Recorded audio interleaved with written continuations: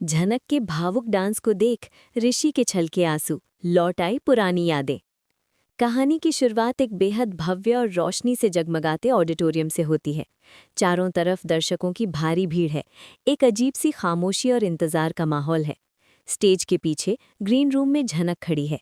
आज वो सिर्फ एक नृत्यांगना नहीं है, बल्कि एक ऐसी लड़की है जिसके सीने में अनगिनत दर्द, टूटे हुए सपने और अनकहे जज्बातों का एक बड़ा तूफान छुपा है। झनक ने पारंपरिक कत्थक की पोशाक पहनी हुई है और उसके पैरों में बंधे भारी घुंघरू आज सिर्फ बजने के लिए नहीं, बल्कि उसके दिल का दर्द बयां करने के लिए बेताब हैं। वहीं दूसरी तरफ ऑडिटोरियम की पहली कतार में ऋषि बैठा है।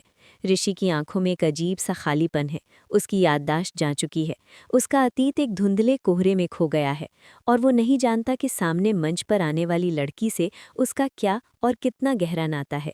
वो बस एक आम दर्शक की तरह वहाँ मौजूद है, इस बात से अनजान कि आज की ये रात उसकी ज़िंदगी को हमेशा के लिए बदलने वाली है। अचानक ऑडिटोरियम की लाइटें मद्धम हो जाती हैं, मंच पर एक नीली रोशनी पड़ती है और बैकग्राउंड में एक बेहद दर्द भरी लेकिन शास्त्रीय संगीत से सजी हुई धुन बजने लगती है। झनक धीरे धीरे मंच पर कदम रखती है। उसके मंच पर आते ही पूरी महफिल में एक सन्नाटा छा जाता है। जैसे ही झनक अपने कदम ताल के लिए उठाती है, छन, घुंघरू की पहली तेज आवाज पूरे हॉल में गूंज उठती है। ये सिर्फ एक आवाज नहीं थी, बल्कि ये ऋषि के दिमाग के बंद दरवाजों पर पड़ी पहली दस्तक थी। ऋषि के चेहरे के भाव अचानक बदलने लगते हैं। घुंघरू की वो खनक उसे किसी जानी पहचानी सी दुनिया में खींचने लगती है। झनक का डांस शुरू होता है। ये कोई साधारण डांस नहीं है, ये तांडव और करुण रस का एक अद्भुत संगम है। झनक अपने हर एक स्टेप, अपने हाथों की मुद्राओं और अपने चेहरे के भावों से अपने जीवन के संघर्ष को दिखा रही है। जैसे जैसे झनक की लय तेज होती है, तबले की थाप और घुंघरू की जुगलबंदी बढ़ने लगती है। मंच पर झनक ऐसे घूम रही है जैसे कोई भंवर हो। उसके चेहरे पर बहते हुए असली आंसू और कला का ये रूप देखकर दर्शकों के रोंगटे खड़े हो जाते हैं। लेकिन सबसे ज्यादा असर अगर किसी पर हो रहा है तो वो है ऋषि। झनक का हर एक चक्कर, उसके चेहरे की वो पीड़ा, उसकी घुंघरू की वो रिधम, ये सब ऋषि के दिमाग पर हथौड़े की तरह वार करने लगते हैं। ऋषि अपनी कुर्सी पर बेचैन होने लगता है।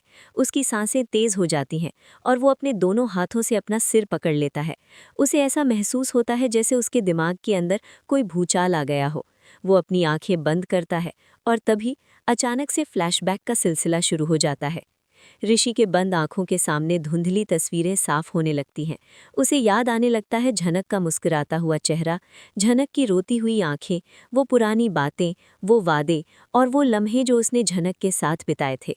उसे वो हादसा याद आने लगता है जिसने उसकी याददाश्त छीन ली थी। मंच पर झनक पूरी तरह से अपने नृत्य में खोई हुई है।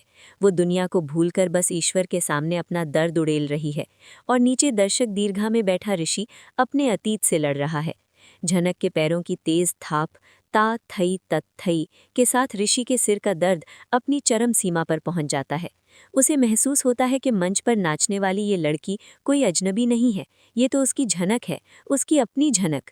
संगीत अपनी सबसे तेज गति पर पहुंचता है और झनक एक आखिरी, जोरदार और भावुक मुद्रा के साथ मंच पर बैठ जाती है।